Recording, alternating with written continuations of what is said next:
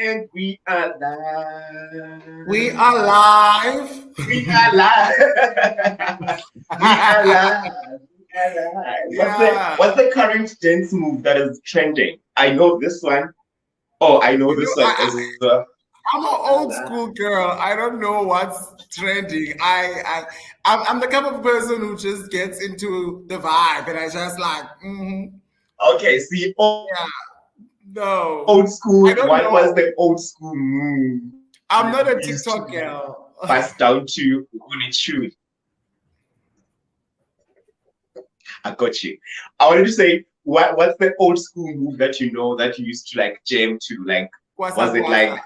I know in my era there was oh, you and I both. I was about to I'm do the revealing my age now. okay. What is this one? Oh, what is this one? Tolata. And the Tolata and the what is this one? The Ngwazi.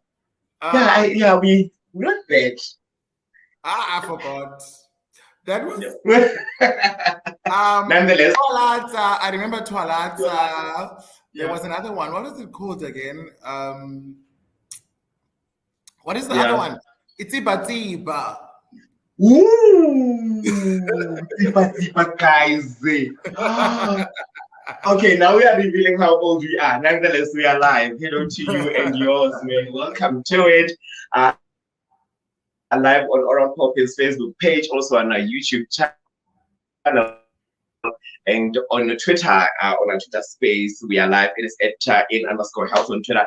On Instagram, it is at PopN, and on Facebook, it is Oral PopN. Also on YouTube, www.popn.org gets you the behind the scenes. And my name is Nkosi, and welcome to. We call this It's a Wrap. This is where we bring, I want to say, the light of the community. That is the LGBTQI plus, and we get to sit down with them and go through headlines and get to know them a little bit better. And you are more than welcome to be part of the conversation by leaving your comments in the comment section. Or if you have questions for myself or the guest, you can do so. And if you've missed our previous conversation, go on our social media platforms and just go through our timeline to catch up on both the Clinical Monday and this here feature. It's a wrap. Well, today we're coming to you just under or over rather 12:30, and we are hosting the best of the best of the best in the business. And they go by Belinda Qaqamba. It is a second round that I'm doing with her in terms of in terms of interviews. Did the first one in 2020, just before lockdown at Cape Town Pride. For that, you can simply just find us on YouTube and catch up on that conversation. But they are joining me today for this particular live. We are discussing all things gender non-conforming, gender queer, drag, a lot that we are discussing with Belinda, and you can be part of the conversation. Well, Belinda, good afternoon to you. Thank you so much for joining us, and happy Friday. Welcome. Thank you so much, V. I'm so happy to be here.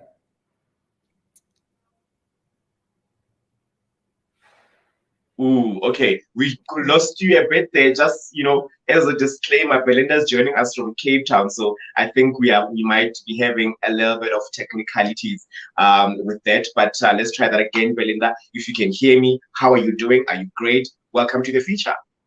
I can hear you clearly, V. I'm doing absolutely fantastic. How are you doing this afternoon? I'm doing amazing. I mean, we just started off things, dancing. So, already the mood and the sort of vibe for the end of week, beginning of the weekend is set. And I'm excited that you are here. We have a lot to unpack, you and I. And I think we just have to start it off with the headlines. I don't know if you've had the courtesy of going through publications, especially online publications, to look at what has been happening as far as the rainbow community is concerned. The first one, it is the rainbow crossing that has been unveiled in Cape Town for the LGBTQI at the district. I think it's in Greenpoint. Is it Greenpoint? Yes. I don't know if you've seen that. There's a bit of a it's a bit of a touch and go topic. A lot of people are saying, and I've been reading the tweets or the comments. People are saying they're shoving the LGBTQI throats. What are your views when it comes to first that structure or that symbol or gesture by the city, especially for the LGBTQI plus community. And if you've read through the comments, what do you have to say? Well, I think it is. It's a beautiful initiative by the city of Cape Town, but I also have my own opinions. And my own opinions is basically around the place itself, Yeah. the location in Cape Town. That specific location is your typical location of white gay man, which also speaks to privilege and accessibility. And I think that it's not always a space that is welcoming and affirming and enabling to every queer person in South Africa. It's a space where you need to go when you have money. So I don't necessarily think that that specific space was a good idea. Although it's perceived as the location, the gay location in Cape Town. But I'm really skeptical in thinking around that specific space. However, I believe that if we want queer visibility in Cape Town, it's more than just a flag. I mean, it's what is City of Cape Town doing to support trans and gender diverse persons? The focus is always on gay people. Like, it's always in gay people, and by doing that, really suppressing other colorful and queer voices. So that is my opinion around it. Wouldn't it be then, and I don't want to sound as if like I'm defending the city in this one, Belinda, but to say, maybe they are using the safest, I don't want to say route, but sort of like their safe default would be the LGBTQI plus. When you are using the rainbow flag, it is then representative of everyone that falls under that community. So it would be sort of like a safe flag or safe gesture to put the flag, because they're thinking that it's in representation of everyone. Now, it depends. I mean, it's a symbol of representation, yes. But it's also a symbol of capitalism, if you think of it. It's going to look good for the city of Cape Town in terms of ticking off a political box. That means that it will draw the pink dollar, and we all know what's the pink dollar, right? City of Cape Town knows that there's a huge a market out there of gay tourists. So they will be drawn to the town. So it is also a marketing strategy. It is also a form of capitalism. It is these neoliberal / capital ideologies, and maybe I'm just too critical about it, but that's how I perceive it. I got you. On the other side, though, another coin to this, or another side of the coin to this, is that you are dealing with people that are still saying that it is shoved down our throats, and these would be cishet or heterosexual, or well, what is now, as straight people, to say, no, but we can deal with the gays, or we can deal with the LGBTQI plus, but now if you put a structure like that, or if you put a gesture like that, as I would put it, now you're forcing these things or these people down our throats. What say you on that? You know what? Cis heteronormativity has been shoved down our throats for how many years? Decades. Millions. Every single day, it's been shoved down our throats. It has been deemed the social order of the day. Literally, for many of us who doesn't even identify within the cis brackets, right? So for me, for people who say that the LGBTIQ plus community is now being shoved down our throats, they are literally dancing in privilege, because they, for how many years have we literally swallowed cis heteronormativity? So the bathrooms every day reminds us about seasonal nativity.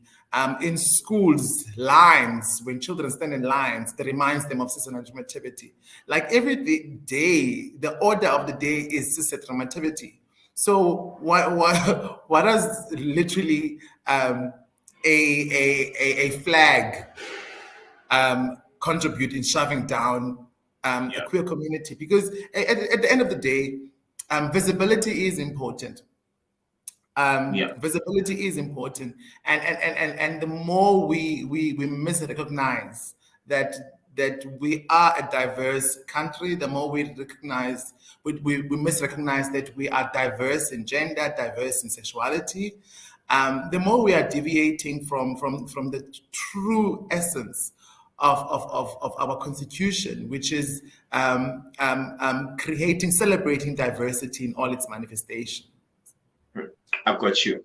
Let's move on to the next story. Well, I think with this one, some people think that is a win, Belinda, just before we move on to the next story. But on the Cape Town story, because I also saw in Pretoria it's been done. I think it's done at Church Square, and a lot of people were, especially in the LGBTQI plus, particularly gay men, or I've seen gay men and lesbian women responding positively to this, to say there is, or it speaks to visibility. But I think all in all, there are so many issues that these cities are missing when it comes to the queer or the LGBTQI plus community in all its aspects. We don't only need visibility when it comes to such things, but we need issues of bread and butter that we are dealing with.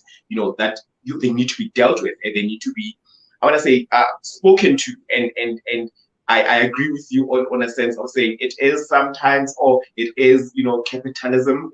We are chasing the rent, or, it's a publicity stunt. I often sometimes view it as that because, and it's only, you look at the month, it's Pride Month. Why is it being done now? We as gay men, or rather as the LGBTQ plus persons, we are not only living in October. We have other months, other days, and why now? But nonetheless, that would be my view on that. So RuPaul's Drag Race winner Bianca Rio rather, is headed back into South Africa. I don't know why we don't have Drag Race South Africa as yet, because I feel like we need it. We don't need it. You don't need it? We don't. Why? Why are we so fixated with American pop culture?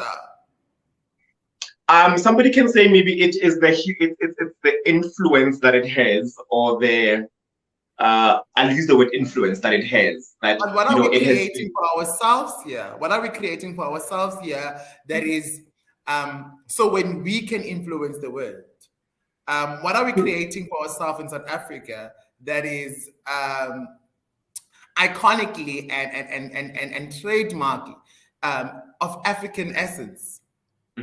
I think we've seen all of these franchises. I mean, The Voice, Idols, all of these franchises and adaptations from the West, and I'm here.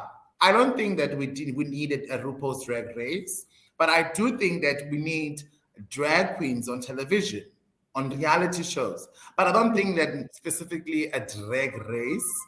And that's perhaps my opinion. I don't. I follow it. I love it. I draw a lot of inspiration from it, but I don't necessarily think that.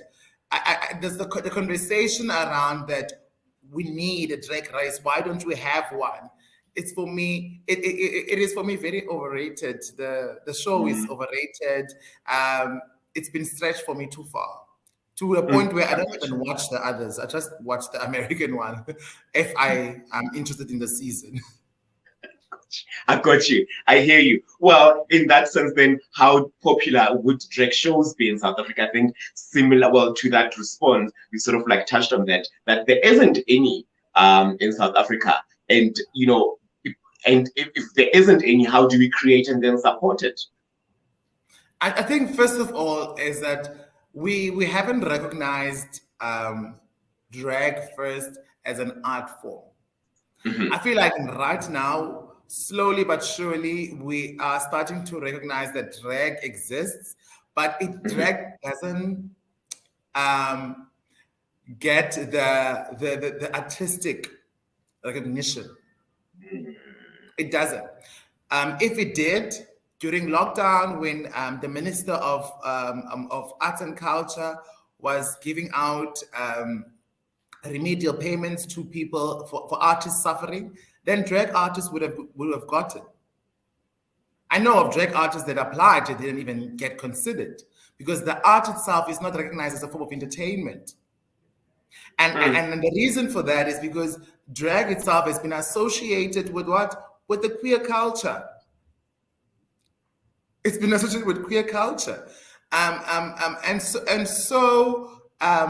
think we need to start at the beginning is the fact that drag needs recognition as an art form itself. And then when we are comfortable with that, then move on to saying that how do we get drag to be a mainstream art form? How do we get drag? And we can get that. We can. There's super talented drag queens in South Africa, both in Joburg, Cape Town, in fact, in all corners of this country. And even outside this country, in other African countries. So we need to get drag into television for visibility purposes. We need to get drag everywhere. But drag for most of the time have been perceived as this art form that needs to operate at night in clubs. Yeah. But that's not only what drag is about.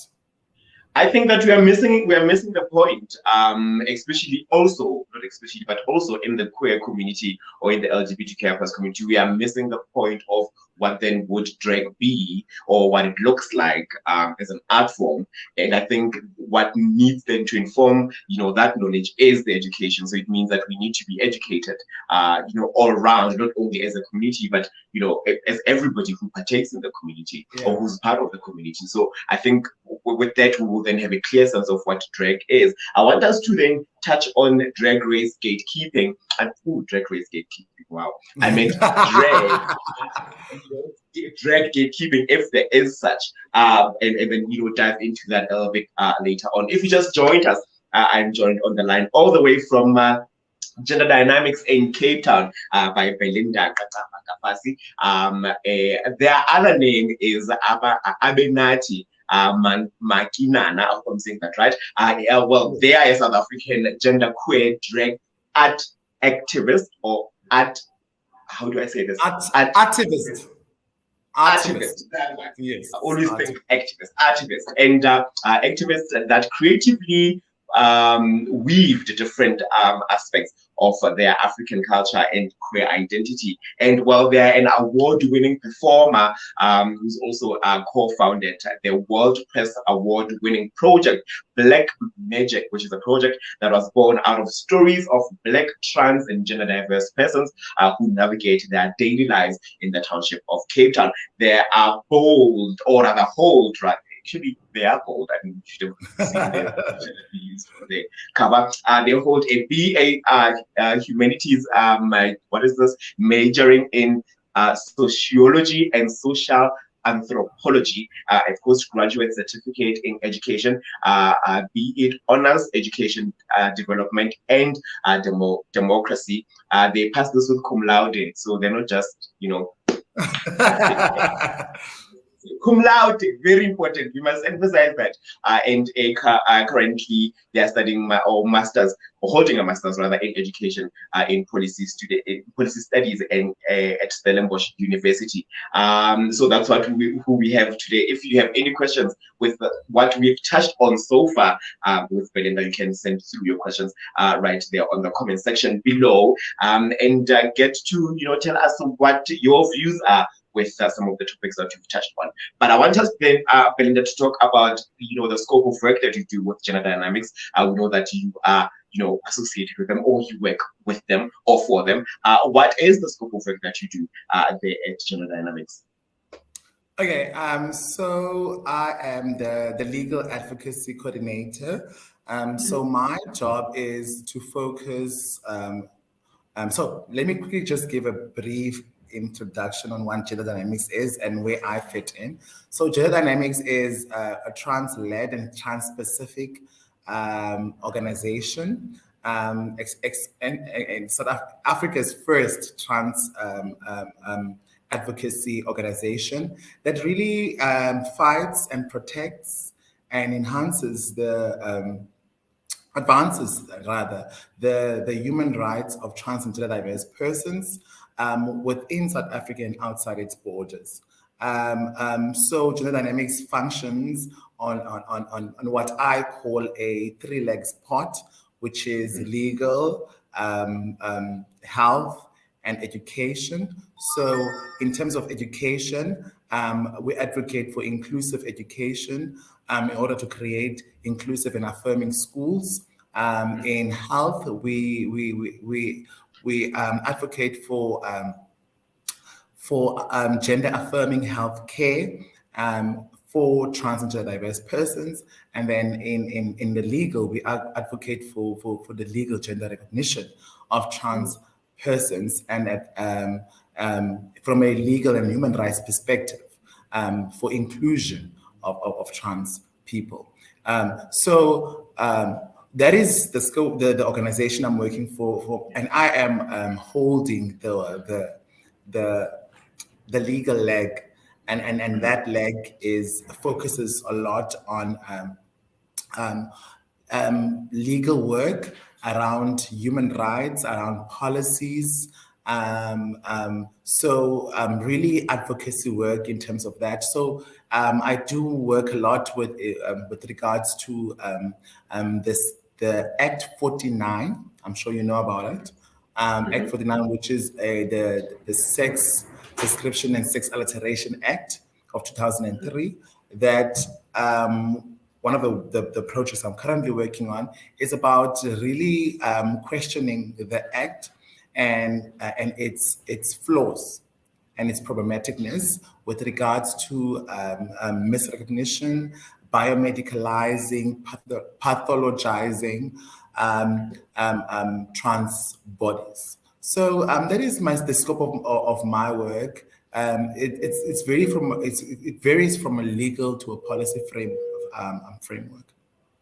Cool. I got you. And gender dynamics is only in terms of physical structure offices in Cape Town, if I'm correct. Yes, but we have a physical structure in Cape Town, but we function both in South Africa and regionally, and I mean regionally outside the borders of South Africa. I got you. Now, is there such a thing we're talking about? Well, we got the gist of what you do, but let's revisit the conversation of drag artisticness or drag artist. Is there such a thing as drag gatekeeping in your view? And if so, how does it look like? There is. There is. I'm gonna get spicy now. Okay, there is. There is. I mean, there's people who've done drag for many years, and they perceive them the stars of African drag, and then most of the time, some of those people are gatekeepers,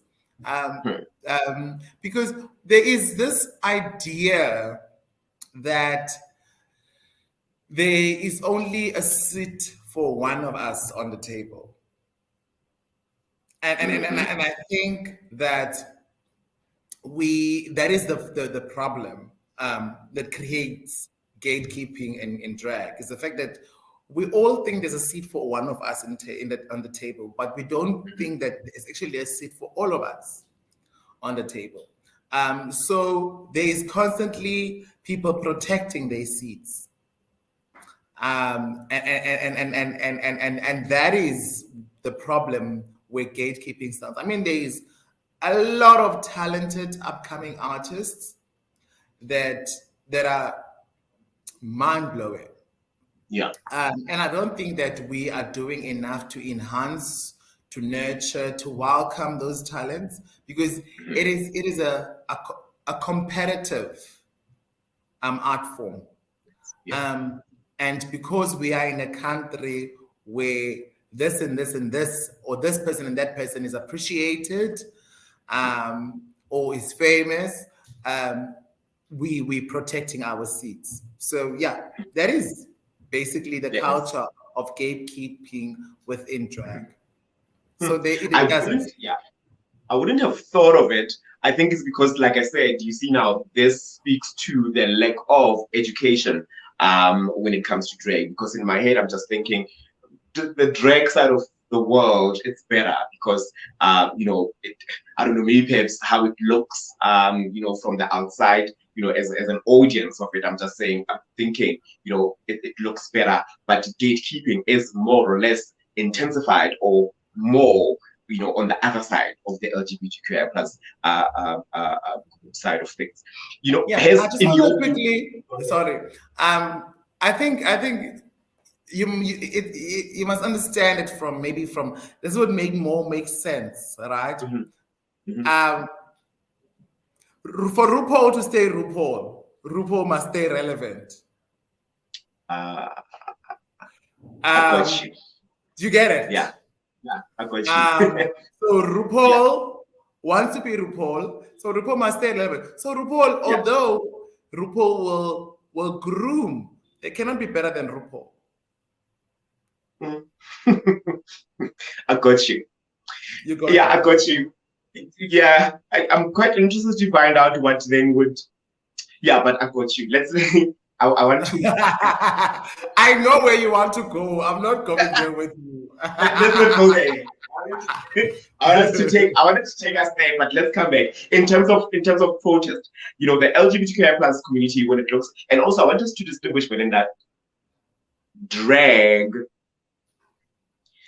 as a formation of its own, or what would be the because we spoke about it and in us not understanding it because it's so much clamped up with queerness. I want us to say, would there be or should there be a detached sort of like we see now that drag it stands alone as drag, and being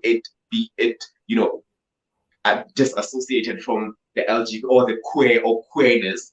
And then when it's alone, then you can actually see that, actually it is drag, and it does stand alone. Because now I'm thinking in terms of protest, the LGBTQI plus, especially lesbian women, would then protest for what would be the bread and butter issues for lesbian women. Would drag then be used as a form of protest to deal with the issues that are being faced by drag queens, or queens of drag, or people that drag? And maybe first start with the disassociation, standing alone, and then perhaps maybe drag being used as a form of protest. Okay, the disassociation is that drag is not a gender identity. Right? It's a form of art. However, we cannot shy away from the fact that many trans women today found themselves through drag. Yeah. So drag itself is a form of art, but it's not a gender identity. So it is sometimes poking at gender, and making fun of the construct that is gender. So that is what drag does. But it's not a gender identity. It is a form of art. However, within that art form, it's inspired by the queer imagination, right? So the way in which queer people think, so this imagination can be creative thinking, can be this utopia we create. The fact that I can step on hills and feel elevated and go into a different realm, right? Where I would call myself, I'm the queen, I'm the majesty. That's a different realm. That's a utopia I create. for myself. So drag itself is sometimes the transportation to that realm, an artistic transportation to that realm, but it's not a gender identity, right? So drag itself has emerged, I think, through history as a form of protest. As a form of protest, because it is sometimes mocks the things that we take seriously in society, these constructions on society, somehow transgressing binary lines and borderlines and showing a middle finger, right, to these constructions that we take seriously. So drag is play. It is a protest. It is activism. Hence, what I call then artivism. Right? It's out. It's all the time born from a need. Drag is always born from a need, whether the need for visibility, whether the need for affirming yourself, whether the need to elevate yourself, the way in which Heels does. So it's always born from a need, and itself, it is what I call a form of resistance, because it's a refusal. It's a form of defying norms and binaries. So it is protest in essence. Wow. I get that, most definitely. I'm following that. So it is, well, could be, or rather it would be, if needs be, used as a form of protest. And I think, we look at the history of the LGBTQI plus or forms of protest. So for me, when I was sort of like drafting down these questions, like, but drag is a form of protest. And I was like, what would be then the issues that a drag protest try to address? What would then be, I like going back to the bread and butter issues, but in that sense, what would be the issues that drag artists would be faced with, and they would then feel that now there is a need for us to protest because we're trying to address those issues? Yeah, I think I can only speak for myself in terms of that question. My specific drag, when I moved to Cape Town, right? When I came to Cape Town, I was always amazed by the clear racial borderlines and the segregation, and how drag was a constant, this constant representation of whiteness, right? If you look at it, most drag queens want to be white women. And it for me, it was always like, it's something I was struggling with, the fact that why does everyone want to wear long sleek hair? Why does everyone wants to do their makeup to look like a white woman? And that's when I started doing my drag as a form of deviating from whiteness, but to show that there is blackness, and blackness needs to be celebrated, and that drag as a symbol of representation should represent the diversity that exists. But because for me, I was then poking fun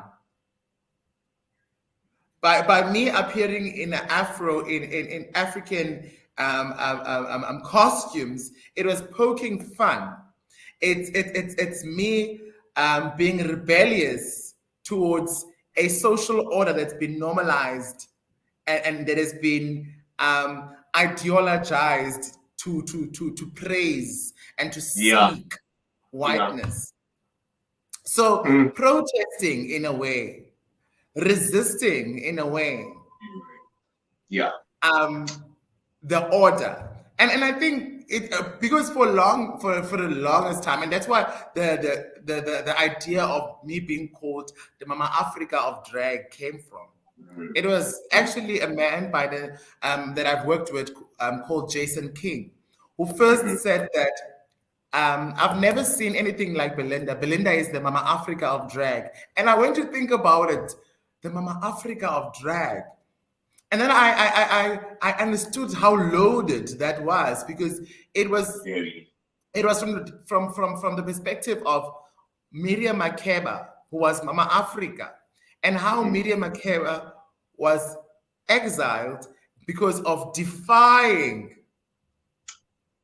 the order of the day.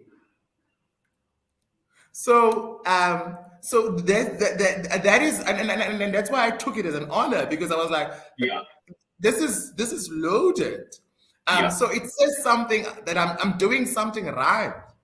And that's where I really think that my drag itself comes from a positionality of where I feel we haven't seen a representation that Black women are not represented in drag. The only Black woman that's really that everyone wants to be in drag is Beyonce. Honestly. Honestly. And for me, it was always the thing that Blackness doesn't, but Beyonce is not the epitome of what Black women look like, of Black femininity look like. Beyonce is just a fragment of that, of Black femininity. Black femininity is manifests itself in diverse ways. Listen, I think the Beyonce fans, the Beehive, is gonna come for us for that talk. They can come for me. I'm fine. Gonna come for us for that. But then I think you're quite right in terms of for me, there's a different shade of women, or different kinds of shade of Black women. And I think they can be embodied in different kinds of way. And I think what you did, found a niche, and you went straight. And even though it was poking and in like rebellious and protest form, but it was beautiful to see, because you were saying, here's what is missing, you guys, because everyone was following what would be the normal construct that we find ourselves falling under. If you just joined us, I'm enjoying this conversation. Let me just tell you, I looked at it from saying we need to spend like 30 minutes with you, but I'm thinking we're gonna go an hour just to unpack this. I think the drag on its own is taking up so much, because I have so many questions. I'm joined by Belinda Qaqamba, Fassie, who is also a social justice warrior who's devoted to praxis and approaches centered in the intersectionalities of feminism, also decoloniality and trauma informed, and they have proven experience in facilitating robust engagement among young and old people in communities who are regarding issues of, or rather regarding issues to race, racial justice, human dignity, and gender justice and belonging. They are also actively involved, or were actively involved, in the hashtag Fees Must Fall. I don't know if that movement is still in the horizon, and also in Open Stellenbosch student movement, leading the queer collective that informed part of the movement in Stellenbosch University, contributing indelibly in trans and gender diverse recognition in the institution. Belinda is also a multi-pageant winner with titles such as Miss Drag South Africa 2019 and also Miss Gay Western Cape in 2016, and also comes with a vast experience of knowledge in education, student leadership, and community engagement, and a hands-on field activism. And that's why they are part of, or rather, that's why they are here this afternoon, to really unpack some of these issues. Belinda, we've touched on a bit of drag, a bit of what you do at Gender Dynamics. I want us to move into what then drives. I think I've read in your bio, there is it, now I've lost it, Black Africa Magic, no, Black Magic, yes. Black Drag Magic, yes, that's the one. What informed, or what was the fuel behind that, and where is it now? Okay. In 2019, I had been established then as a prominent drag queen in the drag scene, and I had the need to create a movement of visibility. And that's when hashtag Black Drag Magic was born. Um, I had then moved or navigated in different townships of Cape Town, and I always met these wonderful performers that didn't have a slot in clubs, but were doing amazing work in their communities. And then I thought, how about we come together and form a movement and really celebrate our stories by us, for us, creating an archive of, of trans and gender diverse persons, creating an archive for generations to come to know our stories, to know our struggles, but also to know our joy, which is drag, because it was drag that brings us together. So the project was then, or is then, a way of celebrating us, but also telling our stories, stories of Black, trans, and gender diverse persons who come from the townships of Cape Town. As you know, that the township space can be quite hostile and brutal and dangerous for trans and gender diverse persons. So it was us creating, trying to reclaim a space that we live in, trying to reclaim and to assert ourselves in that space in a fearless and a velour fashion. Got you.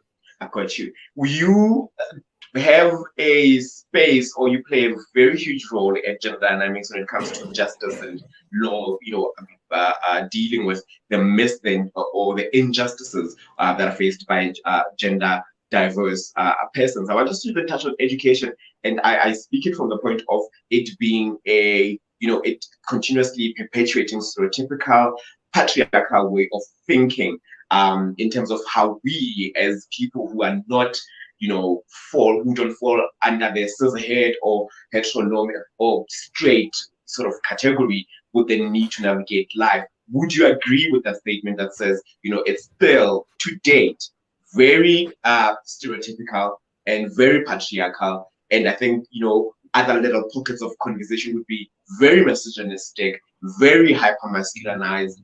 It's a lot. How, okay, maybe then answer that. My follow-up question would be, how then do we change that, that kind of setting that we find ourselves in the education system, or with the education system? I think I was teaching for 3 years, and I encountered, and my conversation will be informed by my experience. I think education itself, I think, was created with the intention to be progressive. Education was created with the intention to be progressive. It was created with the intention to cultivate citizens who will be able to function fully within the democratic dispensation of South Africa. However, today we see education reproducing inequality. So education contributes indelibly in the reproduction of inequalities, in the reproduction of discrimination, in the reproduction of patriarchy, in the reproduction of transphobia, of homophobia, of queerphobia. It does contribute, in fact, into the reproduction proven of inequality, of poverty. It's not moving away from the very same things that it's supposed to dismantle. it's building. Yeah. I think in my position, I agree with that statement that education does contribute to the reproduction of things that we are struggling with today. Yeah. Trans and gender diverse persons in education are suppressed. They face discrimination. There's been silencing happening, coming from people who are in a position of power. I mean, teachers. We know of the horrific stories of trans and diverse persons who commit suicide after being discriminated by teachers. So where do we then say as civil society, where do we draw the line and say, in fact, this is enough? Because Yeah. schools are supposed to be progressive. Schools are supposed to contribute in promoting human rights, in cultivating citizens that were able to survive, that were able to live in social cohesion with others. So I fully agree Yeah, with you on I this. think that joy continuously perpetuating the stereotypical way of thinking in terms of patriarchy and that. And I think Belinda is like, Belinda, I lost you there a bit, because you were touching on that point, load shedding or other things happened to disturb your point. But I got the gist of that. Let's move from that point and then talk about we are living in a binary system. And I think while we're visiting Cape Town, visiting gender dynamics and getting to interact with you guys, for me, it opened up another conversation, especially when it comes to binary and the binary system of living in a country. What would be the first things that we need to challenge in terms of changing this system of life or of how we are structured to live? Because it is quite difficult as a gay man who, I'll be honest, has certain privileges, finds it difficult to navigate this whole life thing with these binaries that we are being set. But I would imagine that it would be difficult or extremely difficult for somebody who does not enjoy the same privileges that I do, and that person would be somebody who is either trans or gender diverse. How do we start challenging the system of that we find ourselves of living under binaries? I think it's rather a matter of personal autonomy. I think the problem is not necessarily binaries. There are people who are comfortable living in binaries, right? There are people who are comfortable with that. It's fine, but we should not create a society where people who want to deviate from binaries are then face hostility and questioning and discrimination. We should create a society where it's fine, binaries can exist, but there must be space for people who wants to live outside those binaries. Yeah. So I don't think, and yes, binaries has perpetuated hate, but I don't think the problem is binaries. I think the problem is the fact that we want everyone to assimilate in those boundaries. That is the problem. I got you. Now, I'm thinking when you spoke on the point of education, you spoke about education being created to inform some kind of progression, that there must be progress, right? And I'm thinking in changing and challenging certain things, but do you think how progressive do you think we could have been if we did not function from how things are structured? So you're saying now some people are comfortable with binary, some are not, and it is those that are comfortable or those that, yes, I want to say comfortable, or binaries that informs some kind of discrimination or injustice or what, and education then also at the back of that point continues to birth injustice and continuously spread poverty and all that. If we had, how progressive could we have been if we did not function from this kind of setting that we find ourselves in? I mean, That question wants me really to think outside the box. Pun intended.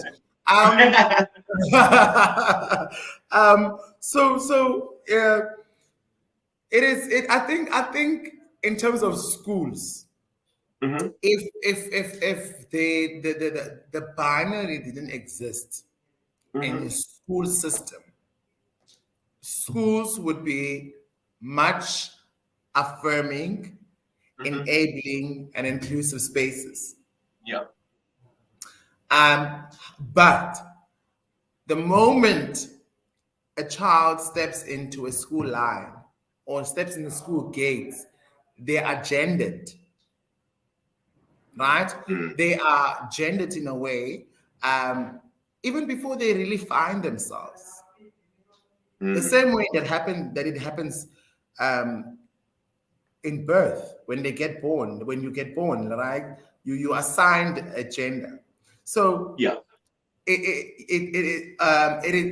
even happens in schools where you get to be, you must stand in line. This is a toilet, this is the bathroom or toilet you have to use. This is how you're supposed to wear your uniform. So it's a gendered space itself that has created clear borderlines, clear Mhm, straight lines, um, that's visible. So my question is then, where does the child fit in that does not want to stand on those lines mm, mm, or that wants to transgress those lines? So mm. the issue of binary in education is then and one that creates an education that is suppressive, Yeah. education that contributes to the reproduction of discrimination and social injustice. Yeah. Yeah. I want us to then talk about social justice on this next point from a gender spectrum point of view. I almost want to say, how does it look like? But I also want to employ your school of thought on this one, in terms of, I don't want to say challenge, but yeah, in terms of thought, what are you thinking from when we look at social injustice, or what does social justice then look like from a gender spectrum point of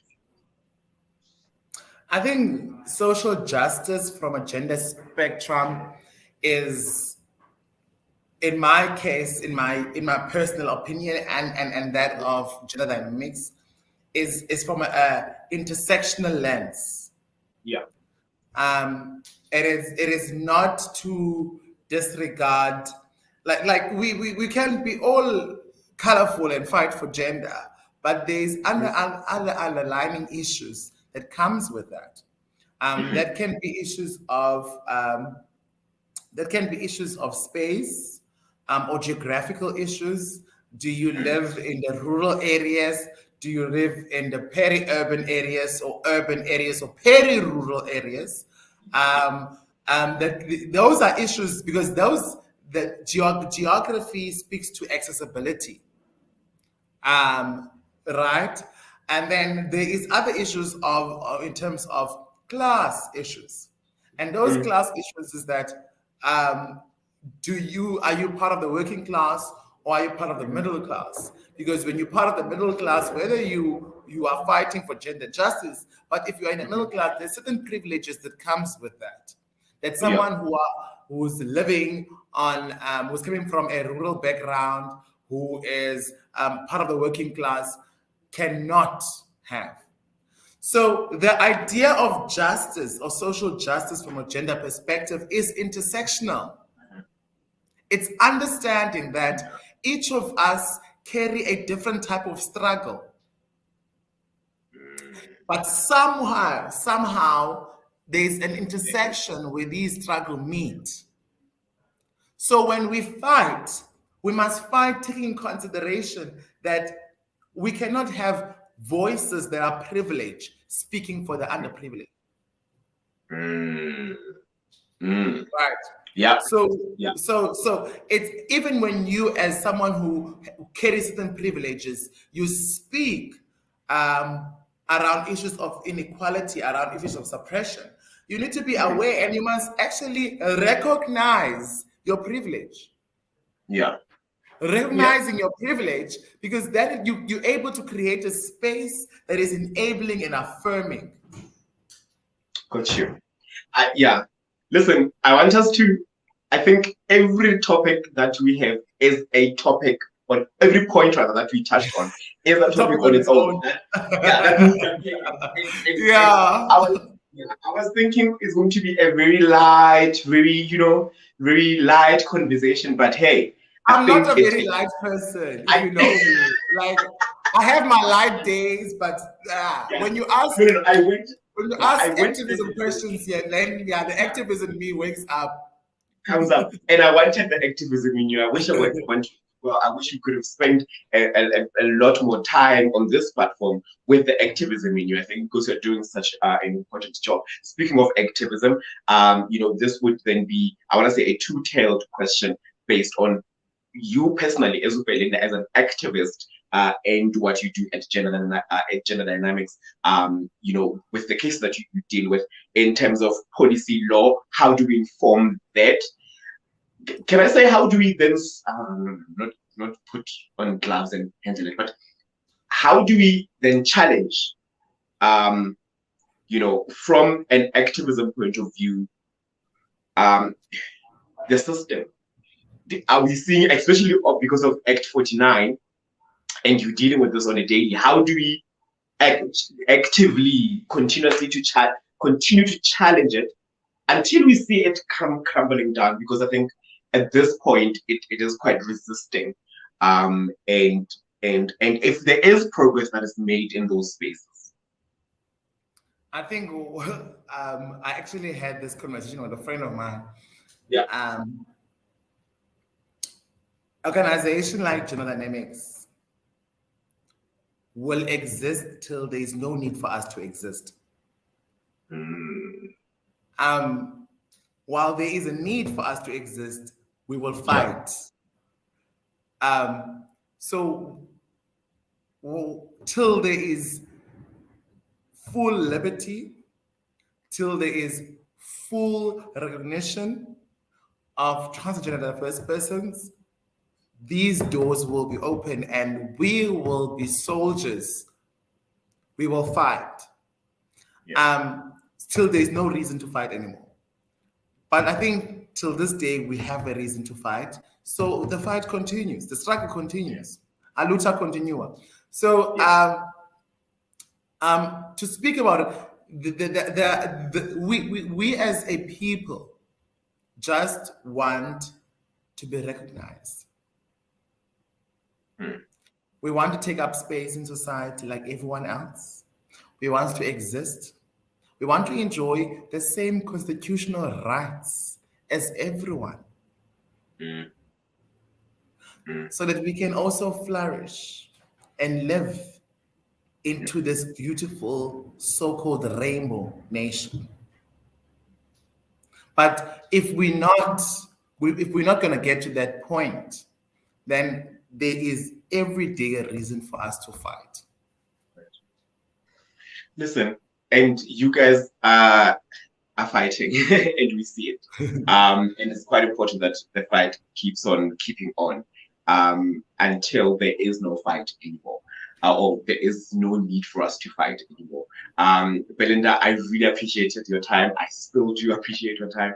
Thank you so much for stepping into this platform and talking on really important issues that from someone who is sitting outside might think that that is not important, or but these are issues that are that we are faced with as a community, and I think that we need to do. There is something that needs to be done to address those issues. In closing short message, what would you say? Short message. I think this is for my community. We need to start loving each other more. We need to realize that we need each other, and that we can't function as an island. We really, I feel like sometimes when I look at us as a community, we always want to fight our struggles separately. While our struggles are not the same, we are of one community. And then we really need to understand that we genuinely need each other. And I think that um, now more than ever, we need each other. Most definitely. Listen, Belinda, thank you so much for your time. All the best in anything and everything that you do. My screen has been popping with love and just it's all love. And well, the love is for you. I think Mina, they see me every weekend or every week, so they know me, but the love is for you. So I'm sending all the love to you. Give our best regards to the team, and we will see you hopefully soon when you pop into our office right here in Tshwane and in Ekurhuleni. And yeah, just thank you very much for being a positive light, and happy Friday. Thank you so much. Enjoy your week. Thanks for popping in. Yeah. Fassie, who just joined us, ladies and gentlemen. With that said, if you just joined us, you can catch this conversation. It's going to be up on our social media platform. Don't forget to pop in wherever you are, and also pop in on our social media platforms. Also, pop in at Gender Dynamics. You can find the information. Yes, we'll share that with you just as we end this live. Well, until Monday, as we share to Dore Kakasa from the TBHIB Harmless Project. I'm going to see you then. Happy streaming. Happy Friday. Bye. Bye.